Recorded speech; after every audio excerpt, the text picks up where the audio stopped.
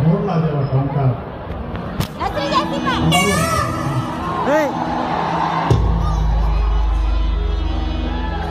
આવો આનંદ આવો લક્ષરમ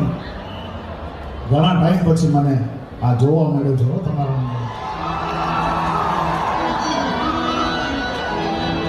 બસ બાપ આમને આમ મોજમાં રહેજો મોજમાં રહેવું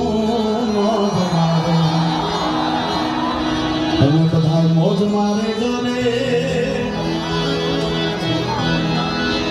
અગમ ગોચાર યલકણી ખોદ મારે બોરે